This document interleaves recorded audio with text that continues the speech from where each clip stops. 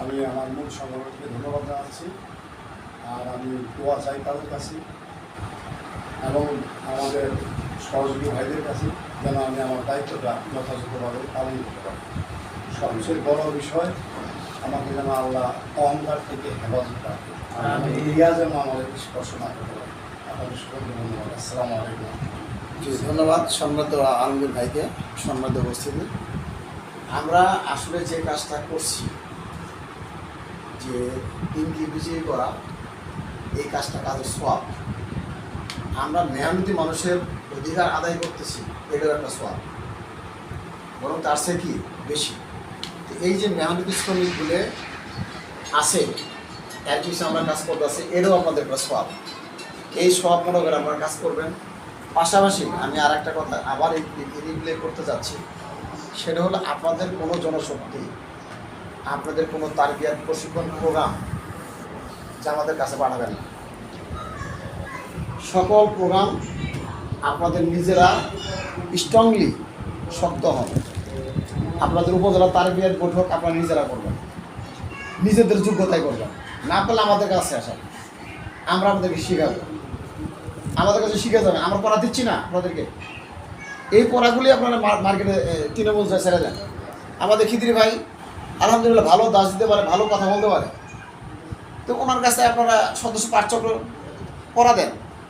2-3টা করে আপনার স্টাডি সার্কেলে 2-3টে তাফসির মিলাই পড়েন, পরে নোট করে আপনারা কর্মীদের মাঝখানে বক্তব্য ছাড়েন। তো দেখবেন আপনার উপজেলা আমির যা বলতেছে আপনার বক্তব্য তার সাথে ভালো হইতেছে। তাহলে সম্মানিত ভাইরা, এই জন্য সামনের দিনে জেলার পাঠচক্র এবং উপজেলা পাঠচক্র আমরা হয়তো সামনের দিনে আগামীতে নির্বাহীতে এনে আমরা তারবিয়ত বিভাগে একটা প্রশিক্ষণ প্রোগ্রাম আমরা শুরু করব। আপনারা জানেন যে আমি একটা ব্যবসায়ী সংগঠন পরিচালনা করি, যেটা জেলা। সেখানেও আমাদের এখানেও রোপণ বানানো, আমাদের সেখানেও সম্প্রসারণ, মানে ওখানে আছে সম্প্রসারণ আর মূলের আছে দাওয়াত। এই দাওয়াত ও তাবলীগের কথাটা ওই জায়গায় নিয়ে গেছে কি সম্প্রসারণ। কারণ যদি ওই দাওয়াত ও তাবলীগ যদি ওই কথাও থাকে, তাহলে জামাত আর ওই ব্যবসায়ীদের কথা এক মিলে গেল না। এই জন্য শ্রমিকেরও কি 3 দফার দাওয়াতটা একটু ভিন্ন আছে, নাহলে তো দাওয়াতের সাথে জামাতের লোকে মিলিয়ে দেবে না। ঠিক ভাইরা, এই জন্য আমরা খেয়াল খুশি করে বই পুস্তক পড়েন। সামনের দিনে ওই জালমগীর ভাই একটা মূল্যবান কথা বলছি, সামনের দিনে জামাত কাজ করতে পারবে কিনা সন্দেহ আছে, কিন্তু আমরা কাজ করতে পারবো। কারণ আমাদের লাঠি বিটা করবে না। আমরা ট্রেড ইউনিয়ন নেতৃবৃন্দ, আমি একটা রেজিস্টার সংগঠনের নেতা। আমি কি শ্রমিক ইউনিয়নের কি, আমি একটা ট্রেড ইউনিয়ন ভুক্ত আমি শ্রমিক নেতা। তোমরা শোনা যাবে, এই জন্য আমাকে লাঠিচার্জ করতে পারবে না, আপনাকে আমাকে লাঠিচার্জ করতে পারবে না। জামাতকে ব্যান করতে পারবে, জামাতকে প্রোগ্রাম করতে বন্ধ করতে পারবে, কিন্তু শ্রমিক পারবে না।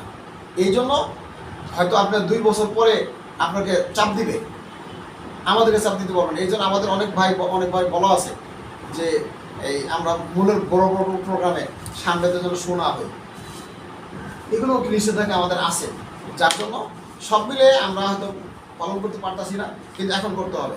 এই জন্য আমি সর্বশেষ আজকের প্রোগ্রামের সমাপনী এবং সার্বিকভাবে দিক নির্দেশমূলক কথা বলার জন্য অনুরোধ করছি আমাদের শ্রমিক কল্যাণ ফেডারেশনের সম্মানিত সভাপতি এবং আজকের বৈঠকের সম্মানিত সভাপতি ভাই মোহাম্মদ, আমাদের দায়িত্বশীল ভাই মোহাম্মদ আব্দুল সালাম ভাইকে তার মূল্যবান হেদায়েতি এবং সাংগঠনিক বক্তব্য রাখার জন্য অনুরোধ করছি।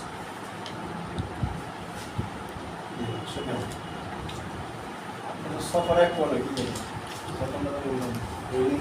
সফর করেন না, সফর হলো না, লাগবেন না।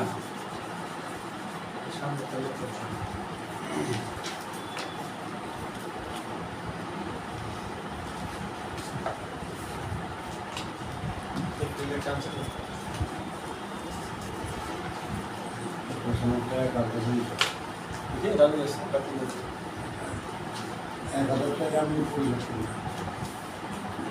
3,040 টাকা আপনাদের পক্ষে আছে, প্রকাশনা 1,000 টাকা আমার।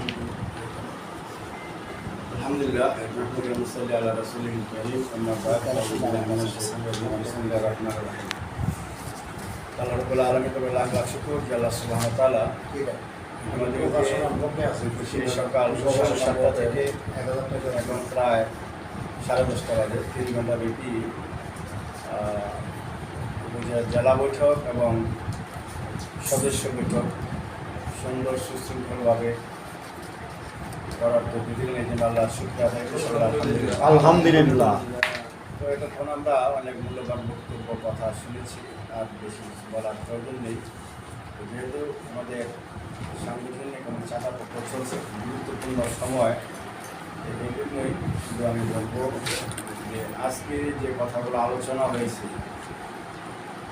সাধারণ সম্পাদক এবং আমাদের আলমগীর ভাই যে গুরুত্বপূর্ণ কথাগুলো বলছে এবং আপনারা যে মন্তব্য পরামর্শ দিয়েছেন, এর আলোকে যাতে আমরা সঠিকভাবে সুন্দরভাবে মাঠের মধ্যে কাজ করি, কথার কাজে যাতে আমাদের মিল থাকে, গরমের যেন না হয়, এদিকে আমাদের সবসময় খেয়াল রাখতে হবে।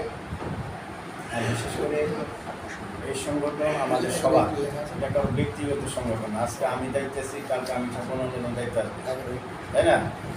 কিন্তু সংগঠন সংগঠনই থাকবে। এই জন্য সংগঠনের সমস্ত কিছু কিন্তু আমাদের আমানত। এই যে আমরা প্রকাশনার পতাকা বলি, জ্ঞানত বলি, নিসাব বলি, যাই বলি, এই যে আমাদের বকেয়া থেকে যা আয়ের থেকে ব্যয় বেশি বলি, এটা আমাদের কোনো মতেই উচিত না। আমাদের ঊর্ধ্বতন কর্মকর্তারা যেভাবে নির্দেশনা দেবে, আমাদের তারা আলোকে কাজ করতে হবে। সবসময় কিন্তু পলিটিকে বলা হয় যে আপনারা আয়ের আলোকে ব্যয় করবেন, আয় বেশি বেশি করবেন, ব্যয়ের আলোকে আয় করবেন না, আয়ের আলোকে ব্যয় করবেন। যত বেশি বেশি করে আয় করতে পারবেন, আপনি তত বেশি বেশি ব্যয় করবেন। তাহলে আপনি আয় করলেন কম, ব্যয় করলেন বেশি, এখন এই ঋণ করতে দিবেন আপনি, ঠিক আছে না? এই জন্য ওগুলি করা যাবে না, আয়ের আলোকে ব্যয় করতে হবে এবং বেশি বেশি করে আয় করার যত পদ্ধতি আমাদের আছে, এই যে কথাবার্তা হইল, সেই পদ্ধতিগুলো আমাদের গ্রহণ করতে হবে। দেখেন, এই যে একটা মৌসুম আমাদের গেল জাকাত কালেকশন, আপনারা কিন্তু এই জাকাত কালেকশন উপজেলা ব্যক্তি সেভাবে করেন নাই, কারণ পৌরসভার মতো ইয়েতে উনি 30,000 টাকা বলছেন কালেকশন করবে। আমি মনে করি আরও বেশি করতে পারবে। আসলে সবচেয়ে বড় কথা, উনি একাই ময়দানে কাজ করেন। ওনার পরিবর্তে যে লুক তৈরি করা হয়, ওই ধরনের লুক এখনও তৈরি হয় নাই বা করতে পারেন নাই। তো এইভাবে যদি জীবন বসে উনি একা একা কাজ করেন, তাহলে লুক সংখ্যা বৃদ্ধি পাবে, কিন্তু আয় বর্গের বেশি বাড়বে না। এটা আমাদের খেয়াল রাখতে হবে। যাক, তারপরেও আলহামদুলিল্লাহ 10,000 টাকার মতো করছে, কিন্তু অন্য উপজেলার তা করতে পারেন না, ঠিক আছে? প্রত্যেক উপজেলায় 10,000 করে করতেন, তো আমাদের 1 লাখ টাকা আয় হতো নাকি? এই 1 লাখ টাকা আমাদের এই সংসার কী বলে সংগঠন পরিচালনা করার জন্য অনেক কাজে আসছে। দেখা যায় যে এই সংগঠনের যে ফান্ড, এই ফান্ডটা আপনাদের সবার, এখানে যদি আয় থাকে তাহলে আপনারা কাজগুলো শুরু করেন। এই যে আমরা সামনে TCTS নেওয়ার চিন্তা ভাবনা করতেছি, TCTS এ ডেলিগেট ফিটা নিলে আপনারা দিবেন, কিন্তু এই মেহমানদারি বা মেহমান আসা, এরপরে আপনার কী বলে কমিউনিটি সেন্টার ভাড়া করা বা যে কোনো এক জায়গায় একটা স্থান নেওয়া, এই খরচটা তো আমাদের সংগঠন দিতে হবে। তো এটা আমরা করতে যদি ফান্ড না থাকে, এই জন্য আপনারাও ফান্ড তৈরি করেন। আপনাদের পরামর্শ যেটা ছিল, আপনারাও ফান্ড তৈরি করেন, ঋণ ফিন যা আছে সব পরিশোধ করে উদ্বৃত্ত ফান্ড তৈরি করেন এবং জেলাকেও যাতে ফান্ড দিতে পারেন, ওই ধরনের কাজ কর্মসূচি হাতে নিয়ে আপনার সামনে কাজ করেন, ঠিক আছে?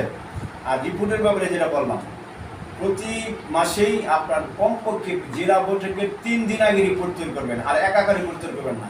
আমার মনে হয় আপনার বেশিরভাগ একাকার রিপোর্ট তৈরি করেন, তারা করে যেভাবে করেন, এটা করা যাবে না। কমপক্ষে 3 জন, সভাপতি, সেক্রেটারি এবং বাইতুল মাল সম্পাদক, এই 3 জনের বসে রিপোর্ট তৈরি করবেন। তাইলে একজনের ভুল হলে আরেকজন দেখাই দিয়ে বলেন যে এটা ভুল হয়েছে। করার পরে 3 জন মিলে আবার প্রথম থেকে লাস্ট পর্যালোচনা করবেন যে কোথাও ভুল হলো কিনা। এইটা যদি করে রিপোর্ট আনেন, তাহলে আপনাদের রিপোর্টে ভুল পাওয়া যাওয়ার কথা না, ঠিক আছে? এই জন্য আপনাদের কাছে এটা অনুরোধ রইল আর কি। আরেকটা হচ্ছে